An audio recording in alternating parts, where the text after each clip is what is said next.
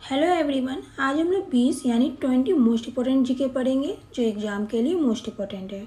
चलते हैं पहले प्रश्न पे। पहला प्रश्न है, दिलवारा का जैन मंदिर किस राज्य में स्थित है? किस राज्य में स्थित है दिलवारा का जैन मंदिर? तो याद रखिए राजस्थान में स्थित है। ऑप्शन नंबर ए इसके करेक्ट हो जाएंगे। चलते हैं अगले प्रश्न पे। अगला प्रश्न है, भारत में पुनर्जागरण का जनक कहा जाता है?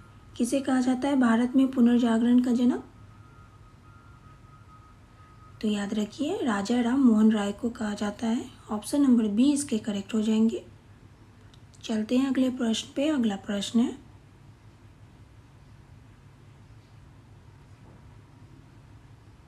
ज्ञान प्राप्ति से पूर्व महावीर का नाम क्या था? क्या था ज्ञान प्राप्ति से पूर्व महावीर का नाम? तो याद रखिए वर्धमान था। ऑप्शन नंबर ए इसके करेक्ट हो जाएंगे। चलते हैं अगले प्रश्न पे। अगला प्रश्न है,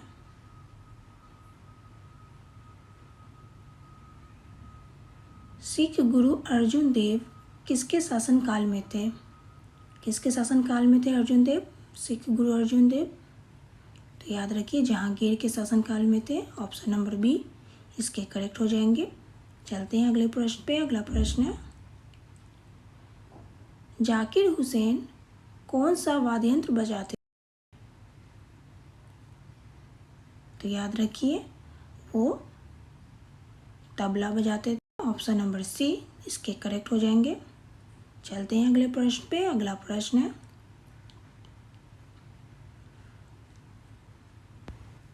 अजंता की चित्रकारी किस काल से संबंधित है? तो याद रखिए गुप्त काल से संबंधित है। ऑप्शन नंबर बी इसके करेक्ट हो जाएंगे। चलते हैं अगले प्रश्न पे। अगला प्रश्न है, किसान दिवस किस दिन मनाया जाता है? किस दिन मनाया जाता है किसान दिवस? तो याद रखिए 23 दिसंबर को मनाया जाता है। ऑप्शन नंबर ए इसके करेक्ट हो जाएंगे। चलते हैं अगले प्रश्न पे। अगला प्रश्न है, केंद्रीय भारतीय भाषा संस्थान कहाँ स्थित है? कहाँ स्थित है केंद्रीय भारतीय भाषा संस्थान? याद रखिए मैसूर में स्थित है। ऑप्शन नंबर ए इसके करेक्ट हो जाएंगे। चलते हैं अगले प्रश्न पे। अगला प्रश्न है, भारतीय सर्वेक्षण विभाग का मुख्यालय कहाँ स्थित है? कहाँ स्थित है? तो याद रखिए देहरादून में स्थित है। ऑप्शन नंबर ए इसके करेक्ट हो जाएंगे। चलते हैं अगले प्रश्न पे। अगला प्रश्न है, नेपाल की राजधानी काठमांडू किस नदी के तट पर अवस्थित है? किस नदी के तट पर अवस्थित है नेपाल की राजधानी काठमांडू? याद रखिए बागमती नदी के तट पर स्थित है। ऑप्शन नंबर सी इसके करेक्ट हो जाएंगे। चलते हैं अगले प्रश्न पे। अगला प्रश्न है, छपेली लोक नृत्य संबंधित है? किस राज्य से संबंधित है छपेली लोक नृत्य?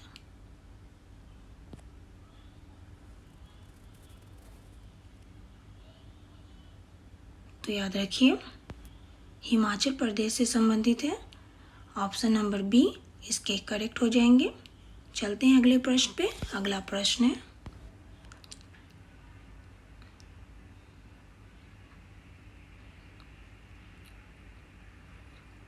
चंद्रगुप्त मौर्य अपने अंतिम दिनों में किस धर्म का अनुयायी बन गया था? किस धर्म का अनुयायी बन गया था चंद्रगुप्त मौर्य अपने अंतिम दिनों में?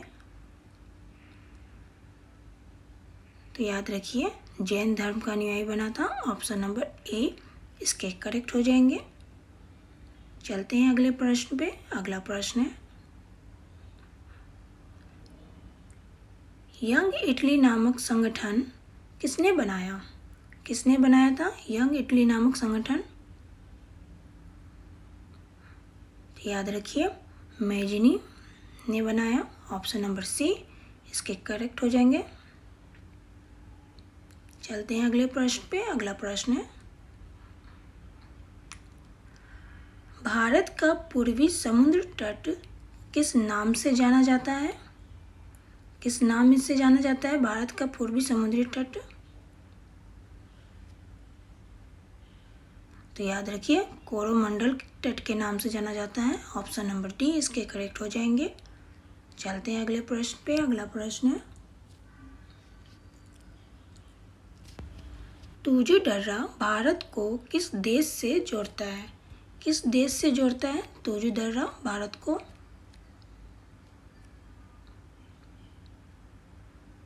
तो याद रखिए, म्यांमार देश से जोड़ता है। ऑप्शन नंबर ए इसके करेक्ट हो जाएंगे। चलते हैं अगले प्रश्न पे। अगला प्रश्न,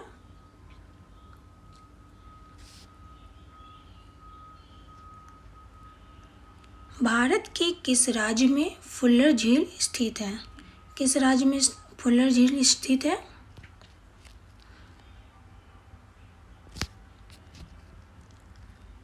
तो याद रखिए, उत्तर प्रदेश राज्य में फुल्लर झील स्थित है। ऑप्शन नंबर सी इसके करेक्ट हो जाएंगे। चलते हैं अगले प्रश्न पे। अगला प्रश्न है,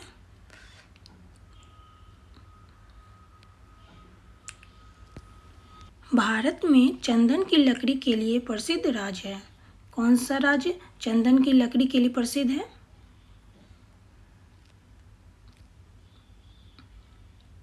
तो याद रखिए, कर्नाटक राज्य चंदन की लकड़ी के लिए प्रसिद्ध है। ऑप्शन नंबर सी इसके करेक्ट हो जाएंगे। चलते हैं अगले प्रश्न पे। अगला प्रश्न है,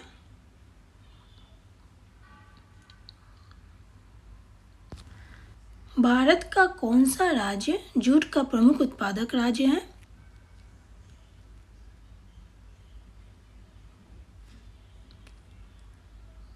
तो याद रखिए, पश्चिम बंगाल है। ऑप्शन नंबर बी इसके करेक्ट हो जाएंगे।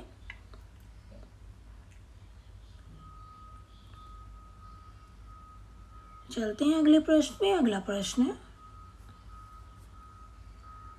भारत में बॉक्साइट का सबसे बड़ा उत्पादक राज्य कौन है? कौन सा राज्य है बॉक्साइट का सबसे बड़ा उत्पादक? तो याद रखिए, ओडिशा है। ऑप्शन नंबर ए इसके करेक्ट हो जाएंगे। चलते हैं अगले प्रश्न पे। अगला प्रश्न है,